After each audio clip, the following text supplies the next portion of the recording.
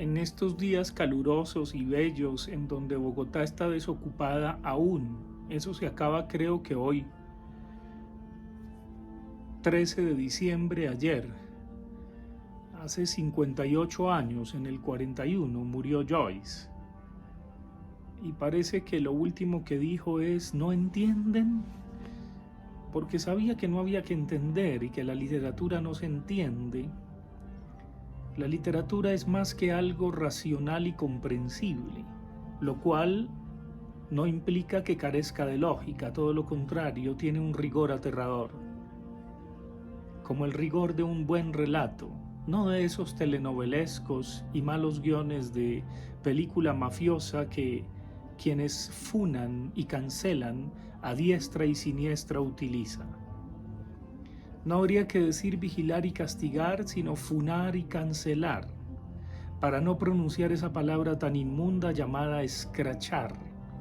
¿Dónde se la inventaron? Es como un escupitajo social. Pero hoy no voy a hablar de eso. Voy a referirme a esos subrayados que uno tiene a veces de libros tan extraordinarios como el Ulises de Joyce, en donde Stéphane Dedalus llega al altar de Dios, introivo ad altare Dei, y frita unos huevos en bata. Y todo lo que ocurre entre el pasado, el presente y el futuro, esos tres tiempos que no son sino uno, porque cuando pronuncio algo, ese algo que pronuncié ya es pasado, y quizá cuando lo vuelva a evocar en mi memoria será futuro, o quizá por venir. Y en esos subrayados pues uno se encuentra con cosas absolutamente extraordinarias, no solamente en el Ulises, sino en otra novela, no sé si decir novela, pero es un ensayo fascinante que es Finnegans Wake. Y en Finnegans Wake uno encuentra un lenguaje inventado para sí mismo y para quienes no quieran entender o mejor no estén dispuestos a entender. ¿Qué es Finnegans Wake? No hay que decirlo.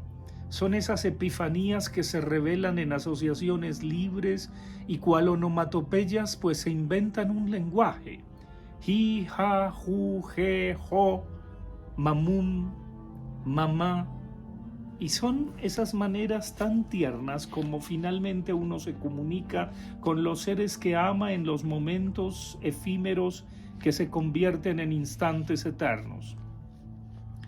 Tengo entendido que Beckett, como secretario de Joyce, ayudó mucho a la transcripción no solamente del comienzo, sino de la parte final de Finnegans Wake.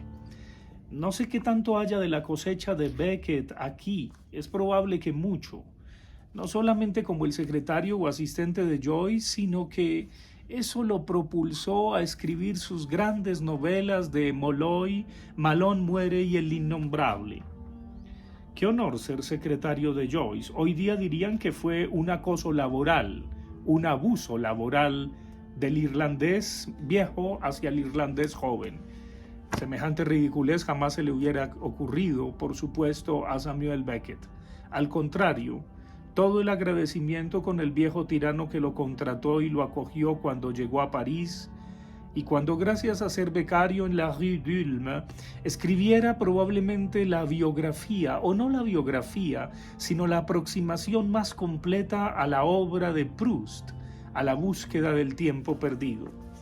Pero todo este paréntesis o todo este preámbulo de Ulises y de Finnegans Wake y de mis subrayados con estos días calurosos de sprezzatura, de momentos de moda en Milano, en París y por supuesto en Firenze con el Pitti Uomo, pues simplemente me desembocan en algo que empecé a dar vueltas y tiene que ver con Finnegans Wake.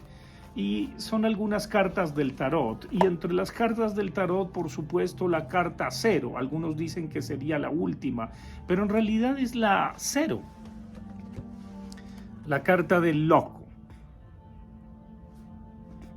Cuando fui decano en la Facultad de Ciencias Humanas y veía que algunos colegas tendenciosos quisieran que la embarrara, o querían que la embarrara, como en el ICANN, Les pedía que sacaran una carta del tarot, se reían de mí, pero algunos temblaban, y cuando temblaban sacando la carta, sabía que ahí había gato encerrado, o no gato encerrado, liebre encerrada, porque o si no Abelardo se va a ofender, aunque se está acicalando deliciosamente, y no hay nada más hermoso que ver a un gato acicalándose, o cuando se saborean después de que uno les da el alimento húmedo, fantástico.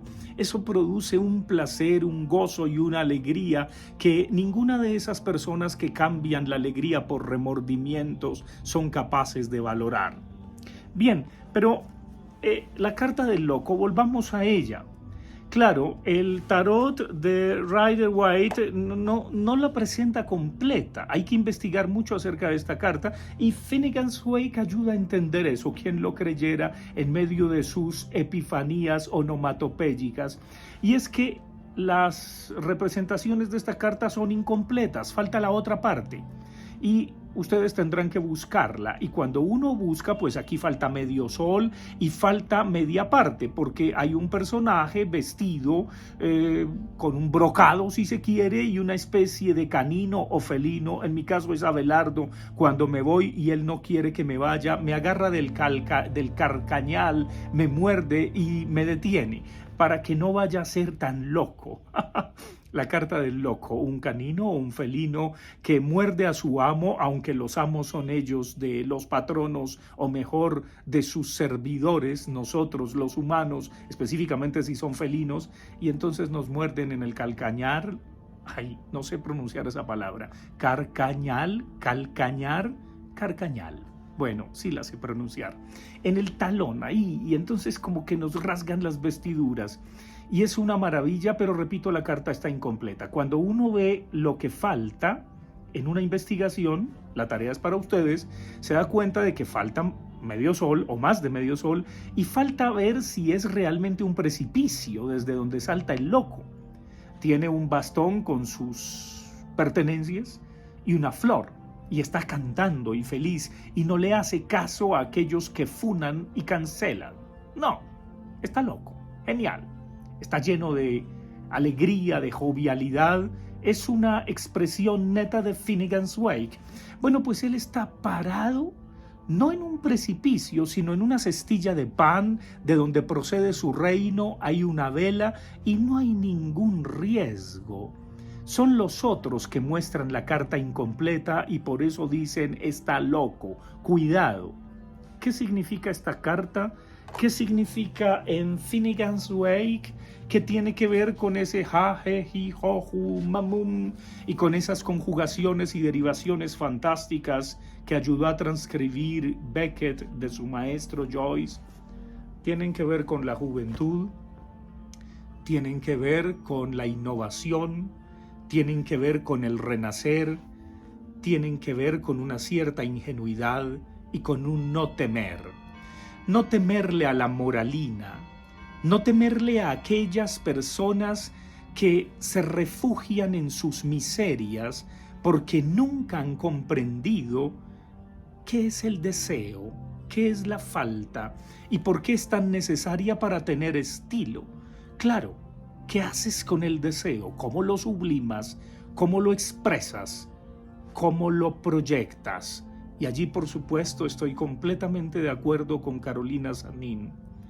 Quien mucho desea tiene estilo, o fabrica, produce un estilo, recrea su propio estilo gracias a su deseo.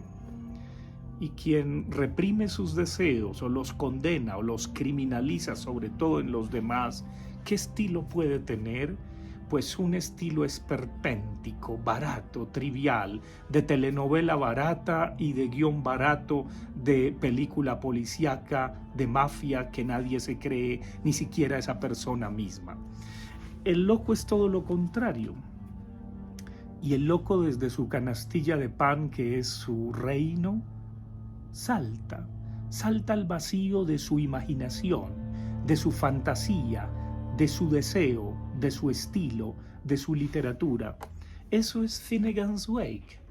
Y esa es la mayor invitación que quiero hacerles a ustedes hoy, en estos días calurosos que aún siguen con Bogotá vacía porque la plaga se va. La plaga tiene que volver, por supuesto. Y es allí donde les invito, digamos, lo mejor para no hacer el juego al las, les, lis, los, lus. No, es completamente ridículo eso, sería funar. No, les invito a que le apuesten a la carta del loco, a su locura más genuina, a eso que se han negado, a eso que se han reprimido. Se puso a estudiar ingeniería para tener dinero y cuando tenga dinero estudia literatura. Cancele eso y empiece a estudiar literatura. Descubrió que la universidad no servía para nada, váyase de la universidad. No sirve quizá para nada, si no nunca hubiera sido un Gabriel García Márquez, un Fernando Vallejo o un Steve Jobs. Y lo mismo con todas las instituciones que nos reprimen y constriñen. La política y la religión son fundamentalmente instituciones que proscriben la locura y luego viene la medicina y la clínica.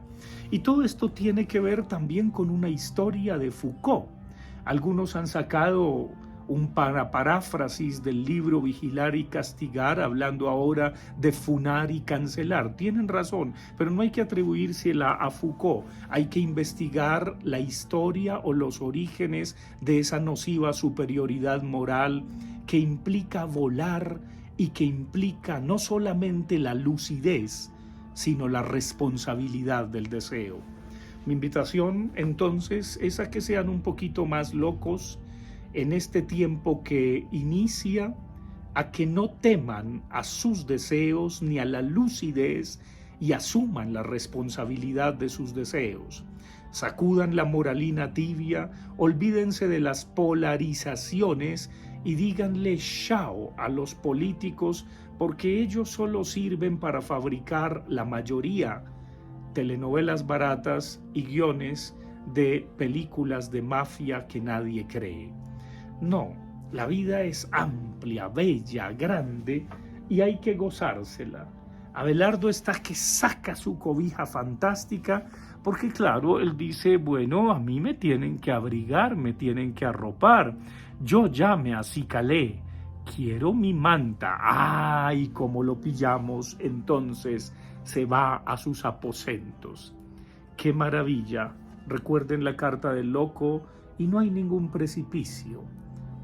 Si hay uno, está en nosotros y hay que saltar, hay que renacer, hay que rejuvenecerse y hay que conjugar esas epifanías onomatopéyicas con las que nos comunicamos con los seres que realmente amamos y nos aman.